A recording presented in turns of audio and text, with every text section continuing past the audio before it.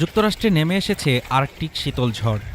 টেক্সাসের Colin county সহ দেশটির বিভিন্ন এলাকায় তীব্র তুষারপাত ও বরফে বিপর্যস্ত হয়েছে জনজীবন। শুক্রবার আর্কটিক অঞ্চল থেকে আসা এই শীতল বায়ুপ্রবাহ টেক্সাসে আঘাত হানে। সড়ক ও মহাসড়কে জমে যায় পুরু বরফ, যা যান চলাচলকে করে তোলে ভয়ঙ্কর ঝুঁকিপূর্ণ।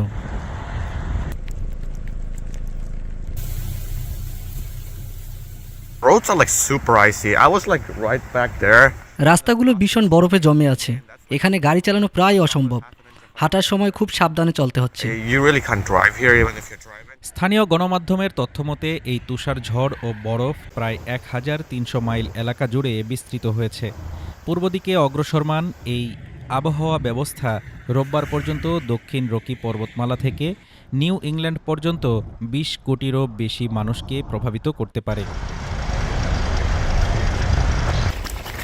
ঝড়ের প্রভাবে বিভিন্ন অঙ্গরাজ্যে দেখা দিয়েছে বিদ্যুৎ বিভ্রাট ও যোগাযোগ ব্যবস্থার বিপর্যয়। বাতিল করা হয়েছে ১৪,৮০০টিরও বেশি ফ্লাইট, বন্ধ রাখা হয়েছে একাধিক গুরুত্বপূর্ণ মহাসড়ক।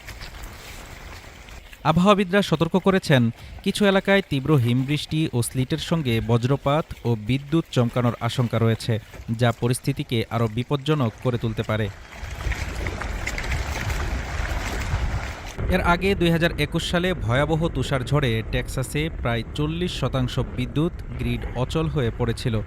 বিদ্যুৎহীন হয়ে পড়েছিল ২৭ লাখের বেশি মানুষ, আর ঠান্ডাজনিত কারণে প্রাণ হারান ২০০ জনেরও বেশি। নতুন করে সেই অভিজ্ঞতার আশঙ্কায় আতঙ্কিত সাধারণ মানুষ। কর্তৃপক্ষ অপ্রয়োজনে ঘরের বাইরে না যাওয়ার এবং সর্বোচ্চ সতর্কতা অবলম্বনের আহ্বান জানিয়েছে। Desk report, Dhaka today.